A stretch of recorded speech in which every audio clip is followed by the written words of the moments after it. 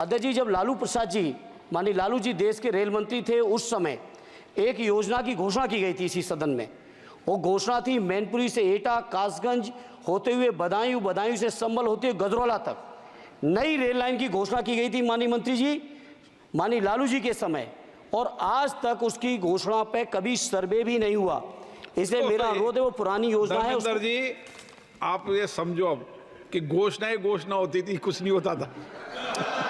नहीं, घोषणा उन्होंने की तो पूरा करना इनकी भी जिम्मेदारी है कि अध्यक्ष जी, विभाग नहीं बदल गया है, भारत सरकार की जिम्मेदारी है। आज जो ये मंत्री जी घोषणा करेंगे, अगले मंत्री की जिम्मेदारी बनेगी। सब कुछ बदल गया रेल में, अरे कुछ तो दे दो कि केवल उधर के लिए सब कुछ है, केवल सब कुछ उधर के लिए है, तो सबका साथ सबका विकास का नारा बंद करो। धन्यवाद अध्यक्ष जी। हालांकि हमारी पार्टी का समय नहीं था, बावजूद इसके आपने समय दिया रेल बजट पे बोलने के लिए, उसके लिए मैं आपका बहुत हृदय से धन्यवाद। अध्यक्ष जी, बहुत सारे साथियों ने बड़ी जिम्मेदारी की बात कही, जनरल बोगी बढ़ाने से लेके सफाई से लेके उन सभी चीज़ों के साथ अपने को जोड़ते हुए, चूँकि अध्यक्ष जी मैं आजमगढ़ संसदीय क्षेत्र से निर्वाचित होकर आया हूँ। आजमगढ़ संसदीय क्षेत्र अपने आप में बहुत ऐतिहासिक क्षेत्र है। अल्लामा शिबली नुमानी, कैफ़ी आज़मी, अयोध्या प्रसाद हरियोत से लेके तमाम जो हमारे एक से एक महान लोगों की ये सरजमी रही है।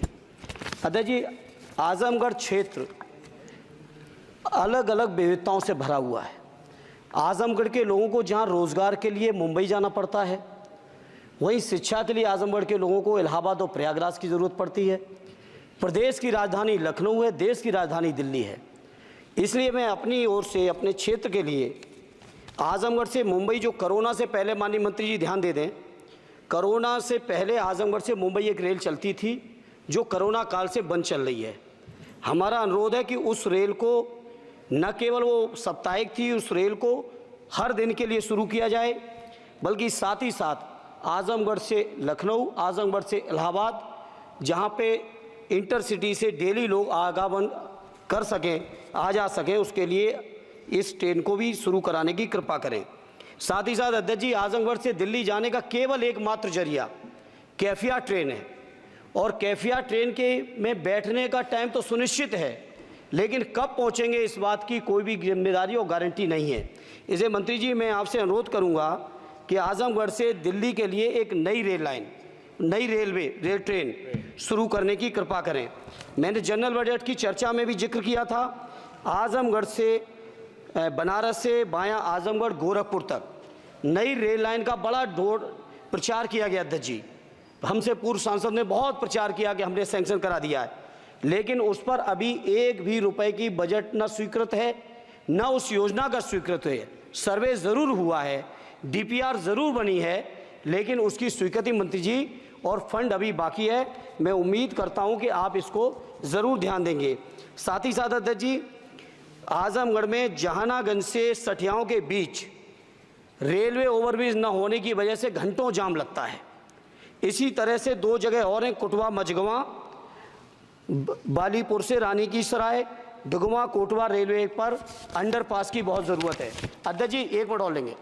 मैं बड़ा सौभाग्यशाली हूँ अध्यक्ष जी कि उत्तर प्रदेश की 3 विभिन्न लोकसभाओं का मैंने प्रतिनिधित्व करने का मुझे मौका मिला, और वो तीनों ही क्षेत्र सदैव नेताजी की कर्मभूमि रहे, स्वर्गीय शरद यादव जी की कर्मभूमि रहे, माननीय अखिलेश यादव जी की कर्मभूमि रहे।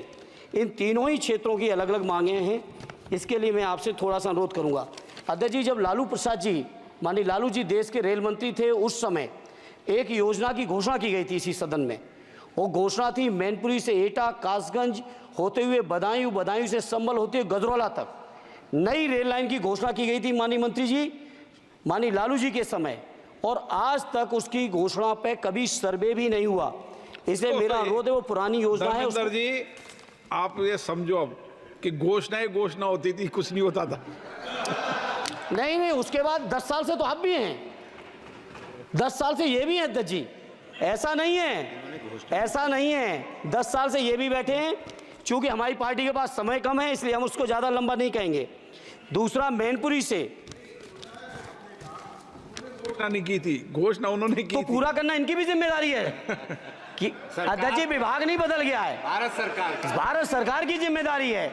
आज जो ये मंत्री जी घोषणा करेंगे अगले मंत्री की जिम्मेदारी बनेगी, अगले मंत्री की जिम्मेदारी बनेगी।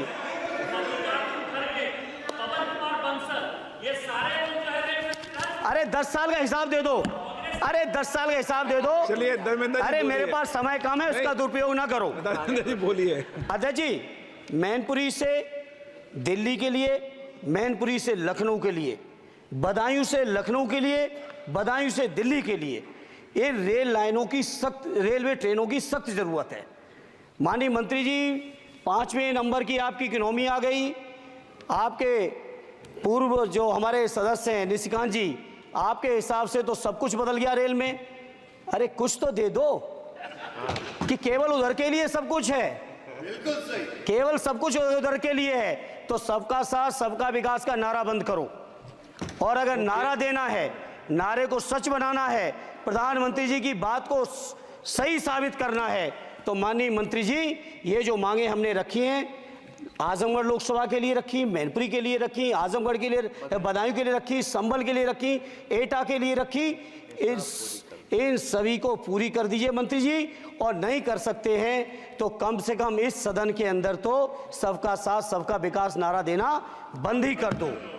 और नारा जिस दिन देना बंद कर दोगे और ये कह दोगे कि आप विपक्ष में आपका नहीं करेंगे, उस दिन हम अपने क्षेत्र के लोगों को संतुष्ट भी कर लेंगे। हमारे क्षेत्र के लोग इतने स्वाभिमानी लोग हैं। माननीय अध्यक्ष जी कि आपने मुझे रेल बजट पर बोलने का मौका दिया। मैं माननीय प्रधानमंत्री जी और माननीय रेल मंत्री जी को बहुत बहुत लाइट बीच में छूट गया, तो धन्यवाद अध्यक्ष जी। मैं कहता हूं कि जो मांगे की हैं तीनों ही क्षेत्रों की, उत्तर प्रदेश की जनता की, उसको माननीय मंत्री जी पार्टी से ऊपर उठकर सबके साथ और विकास के लिए पूरा कर दें। आपकी बहुत बहुत मेहरबानी होगी, नहीं तो ये नारा बंद करो। बहुत बहुत धन्यवाद। संजय जायसवाल जी। बहुत पनोरमा ग्रुप, जो सोचता है वो करता है।